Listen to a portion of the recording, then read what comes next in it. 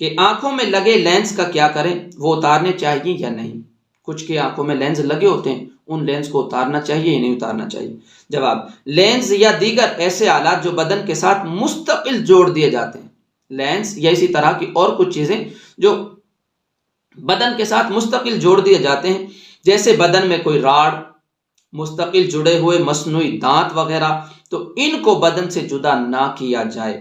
البتہ ایسے مصنوعی اعضاء جو صرف باندھے ہوئے ہیں اور کسی آپریشن یا تکلیف کے بغیر جدا کیے جا سکتے ہیں تو ان کو جدا کر دیا جائے کہ کسی اور ضرورت مند کے کام آ جائیں گے۔ ویسے ہی مصنوعی دانت کچھ لوگ لگا کے رکھتے ہیں، ان کو اگر اتار لیا جائے تو ٹھیک ہے، وہ کسی اور کے کام آ سکتے ہیں، لیکن باقاعدہ آپریشن کے ذریعے دانتوں کو سیٹ کیا گیا ہے اور اسی طرح سے کوئی راڑ وغیرہ جسم کے اندر داخل کیا گیا، اب ان کو نکالنا جائز نہیں ہے۔ اگر میت کے منہ میں سونے کے دانت نصب ہوں تو ان کا کیا حکم ہے؟ کچھ لوگ سونے کے دانت بھی لگواتے ہیں، تو ان کا کیا حکم ہے؟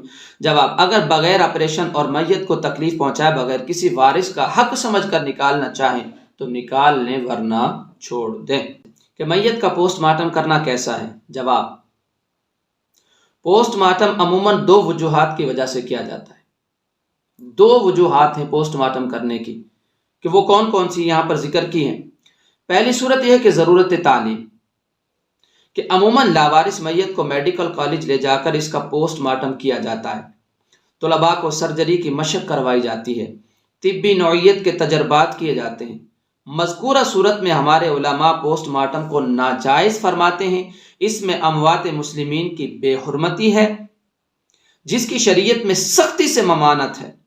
اگر سرجری کی مشق کرنا ہی ہے تو جانوروں پر یا غیر مسلم اموات حاصل کی جا سکتی ہیں جو مشکل نہیں۔ ام المومنین سیدتنا عائشہ صدیقہ رضی اللہ عنہا سے روایت ہے کہ رسول اللہ صلی اللہ علیہ وسلم نے فرمایا، کسر عظم المیت کا کسرہ حیا، کہ جس طرح ایک زندہ شخص کی ہڈی کو توڑنے سے اسے تکلیف ہوتی ہے، اسی طرح مردہ کی ہڈی کو توڑنے سے بھی اسے تکلیف ہوگی، اور جب اس کا پوسٹ مارٹم کیا جائے گا تو یقیناً اس کی چیر پھاڑ ہوگی، اس کی ہڈیوں کو توڑا جائے گا، جوڑا جائے گا، ان پر پریکٹس کی جائے گی، تجربات کیے جائیں گے۔ تو یہ ایک مسلمان میت کے ساتھ اس نیت سے کرنا یہ مناسب نہیں ہے، جائز نہیں ہے۔ اور رد المختار میں ہے کہ لِأَنَّ الْمَيِّتَ يَتَعَذَّى مِمَّا يَتَعَذَّى بِهِ الْحَيِّ، کہ جس سے زندہ کو تکلیف ہوتی ہے اسے مردہ کو بھی تکلیف ہوتی ہے۔ نہ صرف میت کی تعظیم کا حکم ہے بلکہ قبر کی تعظیم کو بھی پرزور الفاظ میں بیان فرمایا گیا ہے، یعنی قبر تک کی بھی تعظیم، جس قبر کے اندر میت دفن ہو چکی ہے منو مٹی تلے، اس قبر کی بھی تعظیم کا ہمیں حکم دیا گیا۔ سیدنا ابو ہریرہ رضی اللہ تعالیٰ عنہ فرماتے ہیں کہ رسول اللہ صلی اللہ علیہ وسلم نے فرمایا، لَأَن يَجْلِسَ أَحَدُكُمْ عَلَى جَمْرَةٍ فَتُحْرِقَ ثِيَابَهُ فَتَخْلُصَ إِلَى جِلْدِهِ خَيْرٌ لَهُ مِنْ أَن يَجْلِسَ عَلَى قَبْرٍ، یعنی تم میں سے کسی کا آگ پر اس طرح بیٹھنا کہ اس کے کپڑے جل جائیں اور چمڑے تک پہنچے وہ جلن، اس سے بہتر ہے کہ کوئی قبر پر بیٹھے۔